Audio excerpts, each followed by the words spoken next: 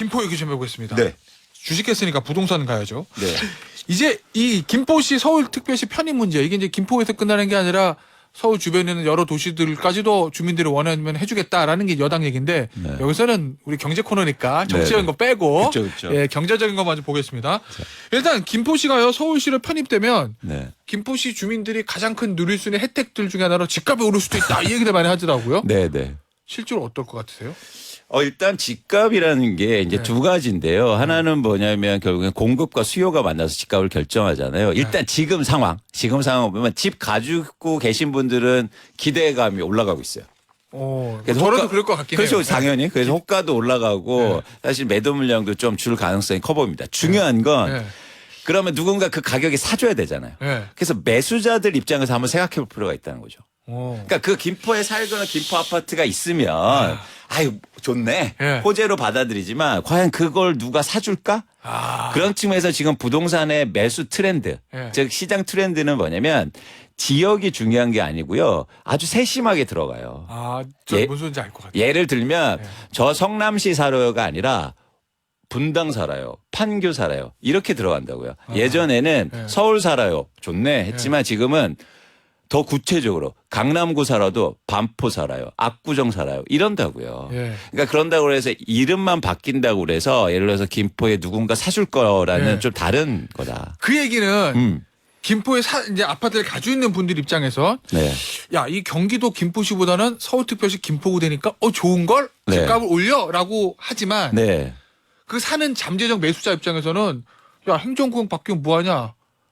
기반 시세나 그런 거 다 동일하지. 그렇죠. 그러니까 안 사. 이렇게 될 수도 있다. 그렇죠. 그래서 핵심은 어디까지 연결되냐면 이렇게 서울시 김포구로 바뀌었을 때 예. 교육과 교통이 핵심이거든요. 그렇죠. 교육과 교통이 과연 바뀔 수 있느냐의 방점이 지켜야 돼요. 근데 이런 부분에 대한 아직까지 그림이라든지 아니면 계획이 구체적으로 안 나와서 이게 직접적으로 가격에 반영되기는 조금 힘들다는 거죠. 그럼 만약에 이제 네. 편입되고 네. 그다음에 광역교통망 연결되고 네. 서울에 예를 들면은 김포에서 조금 오른쪽으로 오면은 많이 오면 이 목동 이 교육특구잖아요. 네, 네. 그게 막 연결이 되고 막 네. 교육도 또 좋아지고 학교도 생기고 이러면 오를 수도 있다는 거죠. 그렇죠. 근데 앵커님 뭐냐면 중요한 게 이름 안 바뀌어도요. 네. 교통과 교육 좋아지면 그냥 올라요. 그러네. 그러니까 경기도에서 대표적으로 지금 광교 신도시 같은 지역은요. 네. 서울의 외곽지보다 아파트 가격이 훨씬 더 비싸거든요.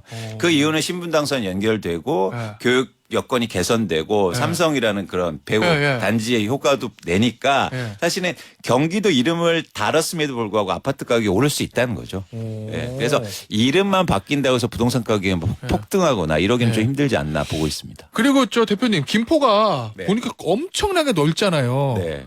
그러면은 그 안에서도 집값이 오르는데 내리는데 변동 없는데 다 달라질 수 있는 거예요? 그렇죠. 당연하죠. 그 부동산이라는 건 지역이 가장 중요한데 예를 들어서 서울하고 강서구하고 인접한 예를 들어서 고천 지역이라든지 이 아파트가 많거든요. 그러다 보면 그런 지역은 좀 좋아질 수 있는데 그러니까 상대적으로 이게 좀 길게 생겼지 않습니까? 그래서 저쪽은 가면 갈수록 그런 효과를 좀 낼 수는 없겠죠. 네. 또 어떤 보도 보니까 이 얘기도 하던데 농어촌 특별 전형 요 이점이 사라질 수도 있다. 요 얘기도 그러니까 예를 들면 고촌읍 같은 경우에는 농어촌 특별 전형이 아마 읍면 단위로 네. 그 혜택을 보는 것 같은데 네.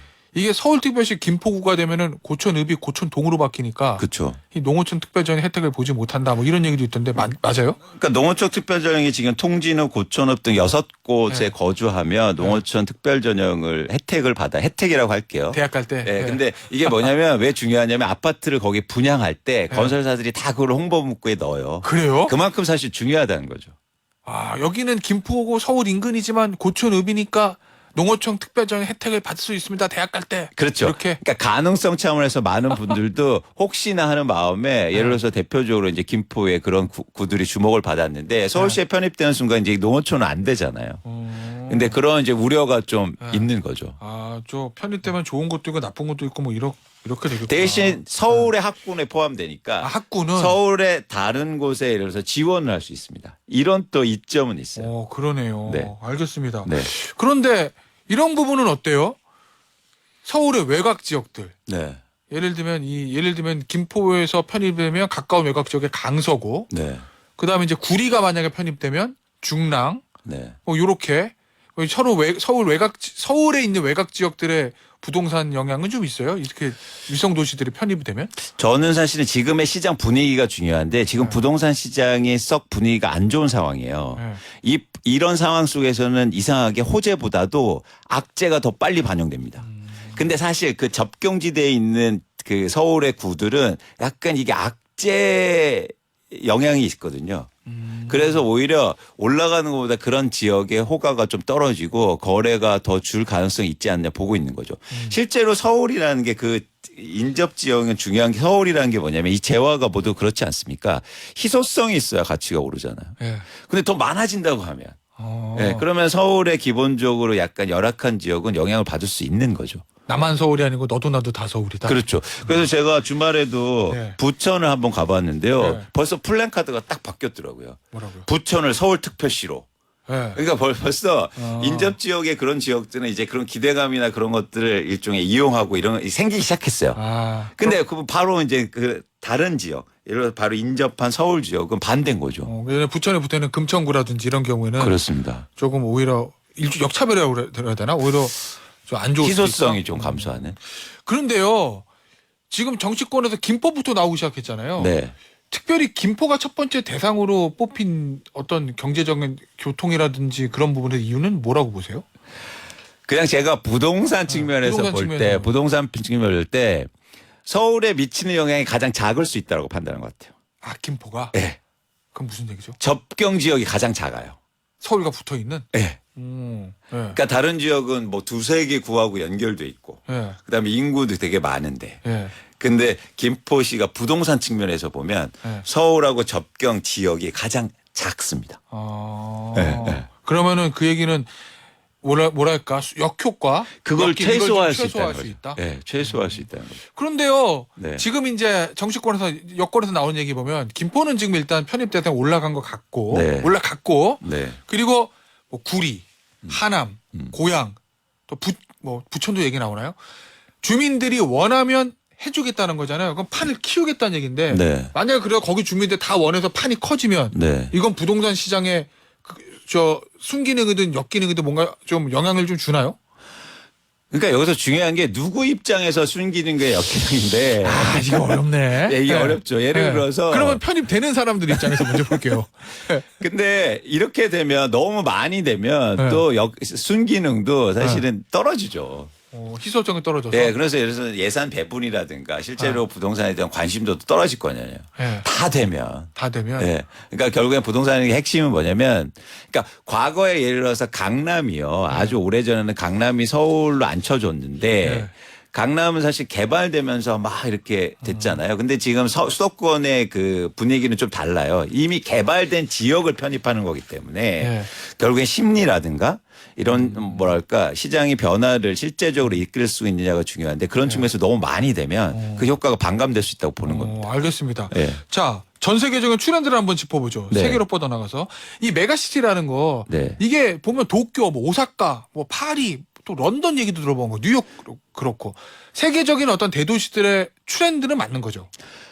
맞습니다. 맞는데 되게 중요한 건 뭐냐면 이 메가시티의 근본적인 그 제한 배경. 예. 그러니까 메가시티라는 게 원래 이게 용어가 다 사실 좀 달랐다고 보는 게 이 논란은 이제 나중에 말씀드리고 어쨌든 도시를 크게 만드는 이유는 도시의 저성장을 방지하고 그러니까 압축해서 조금 더 성장을 꾀하려는 목적이에요. 네. 근데 우리나라는 사실 이미 엄청나게 성장해 있고 성장한 도시끼를 합쳐내는 방향이기 때문에 네. 그 용어나 그 내용은 비슷하지만 그 방향성이 좀 다르다고 보고 있습니다.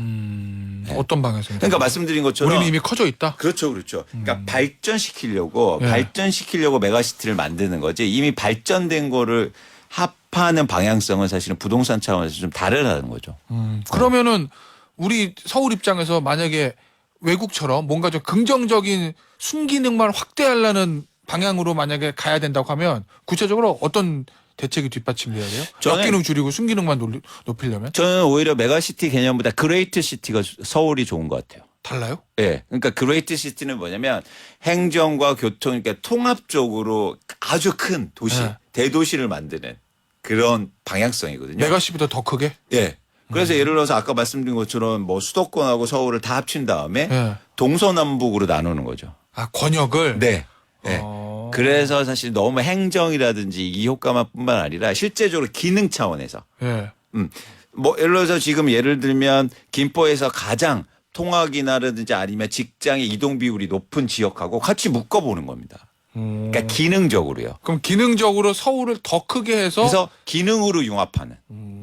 예를 들면 동북권, 서북권, 그렇습니다. 동남권 그렇습니다. 이런 오히려 식으로요? 그런 방향성이 훨씬 더 효과적이지 않을까 보고 있고요. 예. 그런 측면에서는 이걸 좀 긴 안목에서 볼 필요가 있지 않을까 생각합니다. 알겠습니다. 야, 이거 하면 할수록 재밌으면서도 어려운 측면도 있는 것 같은데, 알겠습니다. 요 전문가들이 하시는 얘기를 정치권과 해서 잘 받아 하셔야 될 텐데, 네. 예, 지켜보도록 하죠. 오늘 혼쭐경제 첫 시간입니다. 첫 시간이었습니다. 이광수 대표였습니다. 감사합니다. 고맙습니다.